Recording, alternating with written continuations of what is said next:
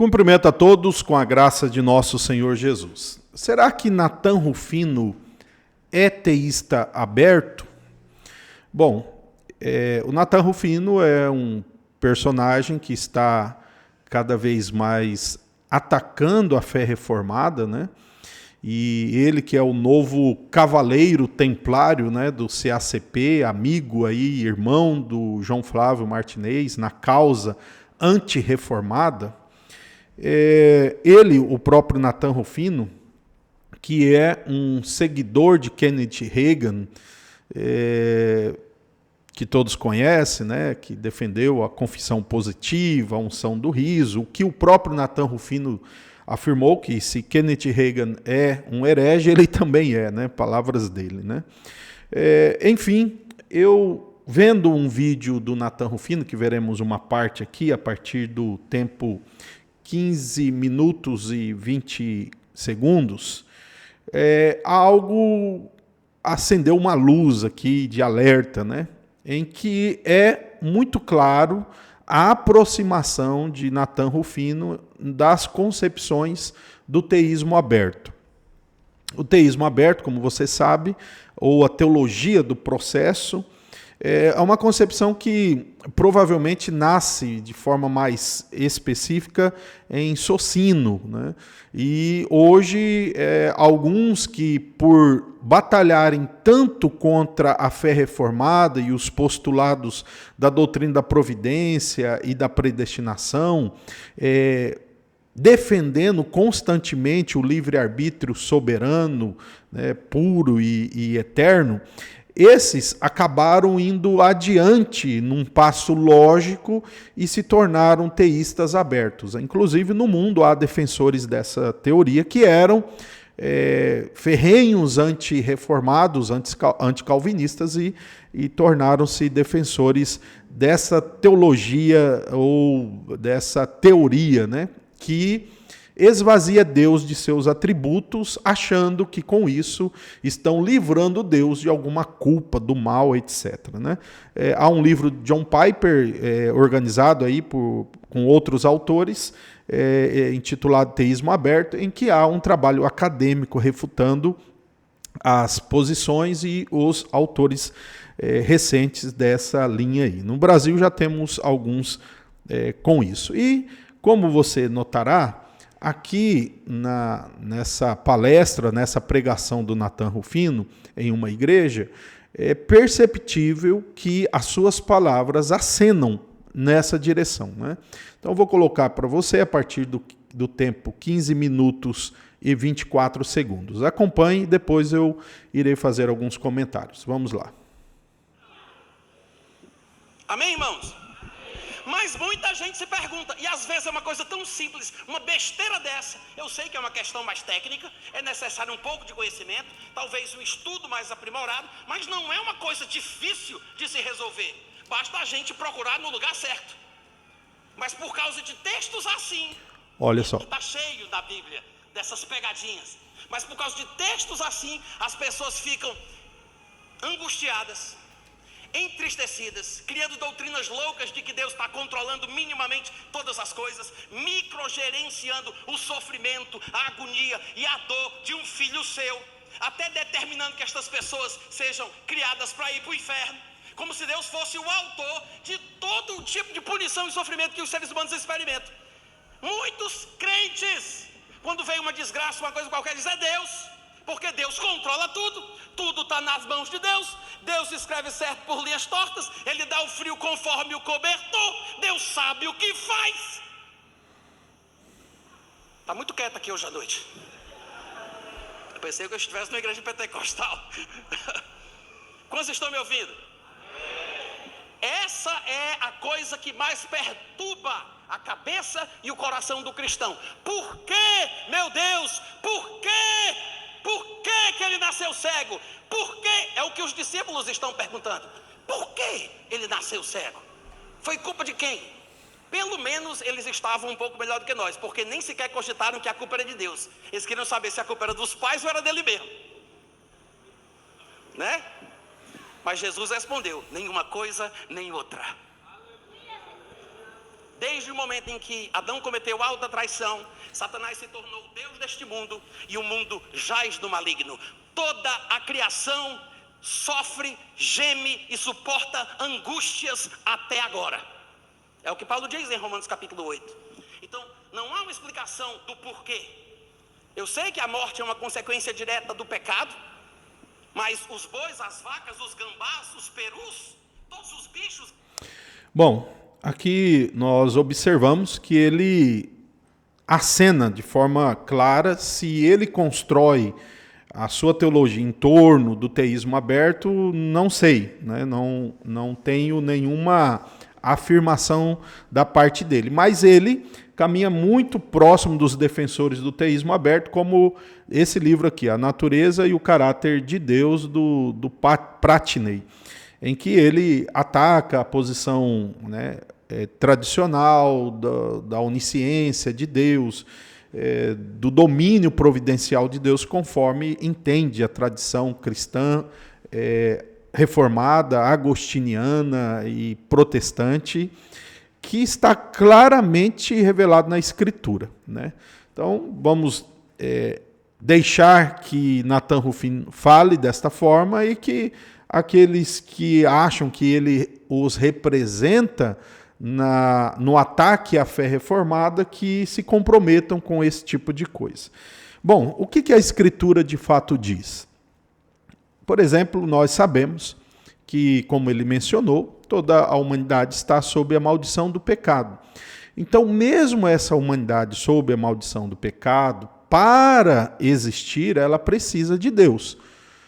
E o apóstolo Paulo vai dizer lá em Atos que nele existimos, nos movemos. Então, mesmo, né, debaixo dessa condição amaldiçoada por Deus por causa do pecado, não por causa de Deus, a humanidade ainda assim tem o gerenciamento de Deus, né? E ele chega a dizer, né, essa questão que muitos acham que Deus microgerencia todas as coisas. Bom, em Êxodo capítulo 4 e o versículo de número 11, a Escritura diz assim, ó: o Senhor respondeu: quem fez a boca do homem? Ou quem faz o mudo ou surdo, ou que vê ou cego? Não sou eu, o Senhor? Então veja, é a Bíblia.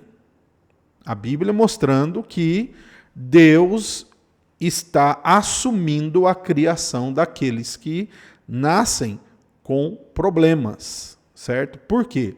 Não porque essa pessoa que pecou ou porque os pais específicos dela pecaram, mas é porque toda a humanidade está debaixo de maldição e com isso, naquele caso lá do cego, Cristo manifesta a sua glória.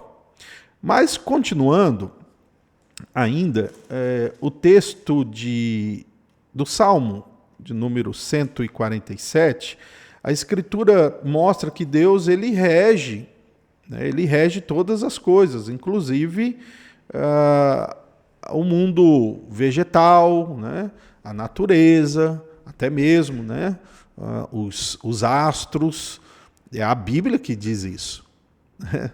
Então, por exemplo, se nós abrirmos no Salmo aí 147, e você lê aí a partir do versículo 7, olha só a linguagem bíblica, né? Eu acho que foi João Calvino que escreveu isso, será? Vamos lá, olha a linguagem bíblica, Salmo 147. Cantem ao Senhor com ações de graças, ao som de harpa, cantem louvores ao nosso Deus, que cobre de nuvens o céu, prepara a chuva para a terra e faz brotar nos montes a erva e dá alimento aos animais e aos filhos dos corvos quando clamam. Não faz caso da força do cavalo, nem se compraz dos músculos do guerreiro. O Senhor se agrada dos que o temem e dos que esperam em sua misericórdia. Então aqui nós temos explicações científicas de como as nuvens são formadas, de como uma planta nasce, de como uma semente, então, eclode para uma planta? Sim, mas de tudo isso a Escritura assume o domínio microgerencial de Deus, tá? Ainda no livro de Provérbios, capítulo 16, a Escritura ela vai dizer assim, ó, olha só que interessante, ó. O coração do ser humano pode fazer planos, mas a resposta certa vem do Senhor. Todos os caminhos de uma pessoa são puros aos seus próprios olhos, mas o Senhor sonda o espírito. Entregue as suas obras ao Senhor, o que você tem planejado se realizará. O Senhor fez todas as coisas para determinados fins, até o ímpio para o dia da calamidade. Então, nós notamos aqui que o texto mostra que Deus tem um domínio, Deus conhece as intenções dos homens, mas quem está governando e gerenciando é o Senhor. E chega a dizer, né, aqui que ele fez até o ímpio para o dia da calamidade. Se nós irmos adiante, por exemplo, no livro de Daniel capítulo 4, nós temos uma palavra ali que ela vai muito, né, do lado oposto daquilo que foi dito aí pelo Natan Rufino, né, o mais novo cavaleiro templário do João Flávio Martinez, né, do CACP. Daniel 4, a partir do 34, a Bíblia diz assim, ó: mas ao fim daqueles dias, eu, Nabucodonosor, levantei os olhos ao céu e recuperei o entendimento. Então eu bendisse o Altíssimo e louvei e glorifiquei aquele que vive para sempre.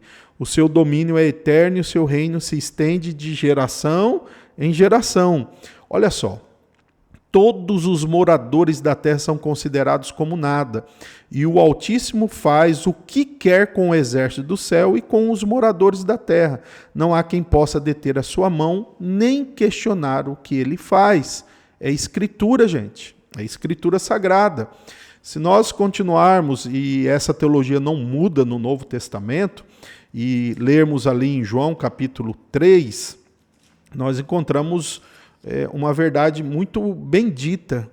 Aquele texto de João 3,16, todos nós conhecemos, que Deus amou o mundo de tal maneira que deu o seu Filho unigênito, para que todo aquele que nele crê não pereça, mas tenha vida eterna. Mas nesse mesmo capítulo, a Bíblia vai dizer que esses que são, em certo sentido, objetos do amor e do favor benigno de Deus, o texto vai dizer no versículo 36, por isso quem crê no Filho tem a vida eterna. Quem se mantém rebelde contra o Filho não verá a vida, mas sobre ele permanece a ira de Deus. Note só, a Bíblia está dizendo que hoje, nesse momento, exatamente, quando uma pessoa não tem Jesus, a ira de Deus permanece sobre essa pessoa. Portanto, quando o Natan Rufino zomba dessa verdade, e aqui está mostrando que Deus é sim aquele que gerencia a punição sobre os pecadores, porque todos são pecadores, né? Quer o Natan Rufino negue essa verdade que recebemos da Escritura e da tradição cristã, quer não, a Escritura está dizendo isso. Com respeito ao texto que ele mencionou, que toda a criação geme, vamos ver assim o que de fato está escrito no texto, né? Olha só, Romanos capítulo 8, nós temos aqui a seguinte verdade aqui no texto, né? A partir do versículo 26, a Bíblia diz o seguinte em Romanos 8. Da mesma maneira também o Espírito nos ajuda em nossa fraqueza, porque não sabemos orar como convém, mas o próprio Espírito intercede por nós com gemidos inexprimíveis, né? Então aqui mostrando que Deus está agindo com os seus filhos, né? Cuidando e fortalecendo. Mas esses que são aí cuidados estão inclusos na criação que está nesse momento sofrendo. E aí nós vamos voltar em alguns versículos e o texto vai dizer assim, a partir do 18, né? Romanos 8, 18. Porque para mim tenho por certo que os sofrimentos do tempo presente não podem ser comparados com a glória a ser revelada.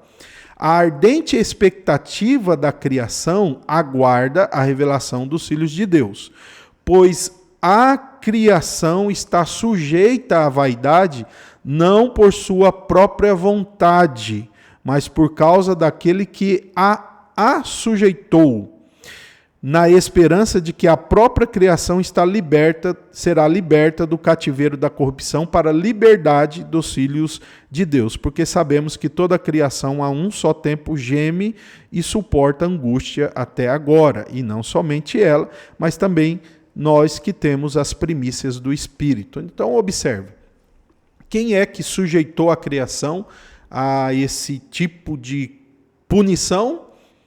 Então nós temos que compreender que a criação foi sujeita por causa da desobediência, mas a punição quem traz é o Senhor. Deus traz a punição.